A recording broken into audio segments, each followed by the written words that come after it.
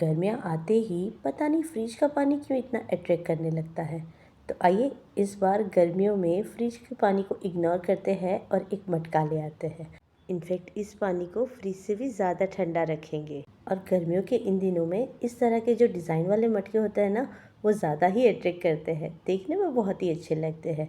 तो सबसे पहले हम मटका लेते वक्त ना थोड़ा सा ध्यान रखेंगे, जिसकी वजह से हमें छेद वाला मटका या फिर कहीं लीकेज वाला मटका ना ले लें। तो जिसके लिए मैं यहाँ पर ना जो मटका लेकर आई हूँ वो कुछ इस तरह से बजा कर लिया था मैंने।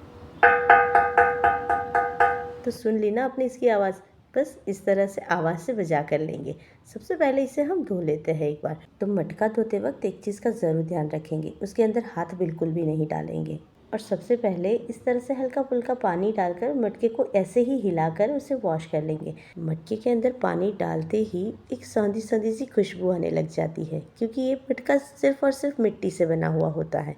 तो यही एक रीज़न होता है कि इसे बहुत ही अच्छे से वॉश कर लेना चाहिए, अंदर से भी और बाहर से भी। तो बाहर से धोने के लिए मैंने इस तरह से इसे वॉश किया है। ज़्यादा ऊपर नीचे करने से होता ये है कि कभी कभार मटका नया ही लेकर आते हैं और मटका टूट भी जाता है। तो बस इसी वजह से धोते वक्त उसका थोड़ा सा ध्यान रखना है। हाँ, अगर नल वाला मटका लाए हैं आप, तो इस तरह से नल को भी खोल कर धो लीजिएगा। हो सकता है नल के बीच में भी कचरा फंसा हुआ हो। तो बस इसी तरह से एक बार मटके को धो लेना है और उसके बाद मटके को इसी तरह से पूरा पूरा पानी भरकर छोड़ देना है। अभी मैंने टैप वाटर ही इसके अंदर भरा है। साथ ही साथ मटके के ऊपर ढकने के लिए जो मिट्टी का ढक्कन है ना, उसे भी बहुत अच्छे से वॉश कर लेंगे, क्योंकि इसी की वजह से जो पानी है वो और भी ज़्यादा ठंडा रहेगा। तो मटके को ना टैप वाटर से ऊपर तक भर लेंगे, ऊपर इतना तक कि पानी बाहर आने लग जाए। तो ये लीजिए, हमारा मटका भरकर तैयार हो गया है।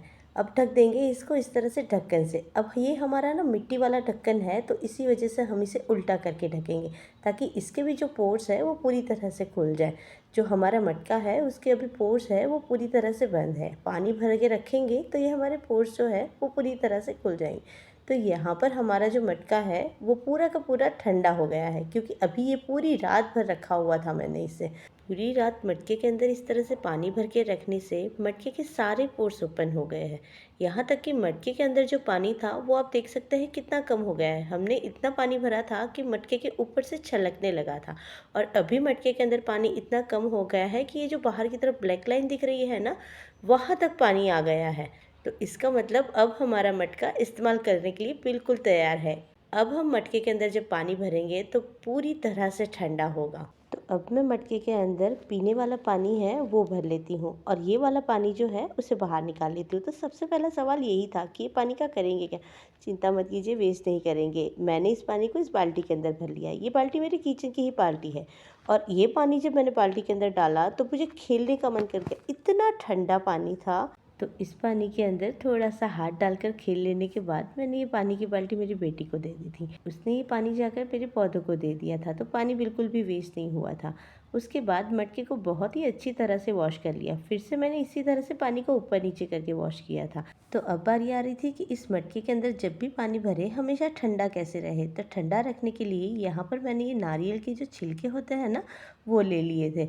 इसको मैंने कुछ इस तरह से पानी डालकर भिगो लिया था। ज़्यादा कुछ मेहनत करने की ज़रूरत नहीं है, बस ऐसे ही पानी में डालने से ये अपने आप खुलने लग जाते हैं, और खुलकर कुछ इस तरह से हो गए थे।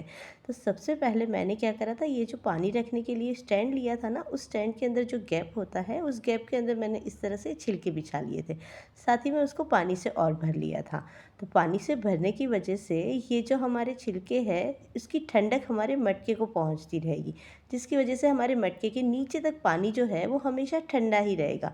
आप चाहो तो मिट्टी वाला फॉर्मूला भी अप्लाई कर सकते हो, बट उसमें थोड़ा सा डर रहता है कि कहीं मिट्टी जो है वो फैल ना जाए। तो हमारे यहाँ बिस्लेरी का पानी पिया जाता है, तो मटके के अंदर मैंने बिस्लेरी का पानी ऊपर तक भर लिया था।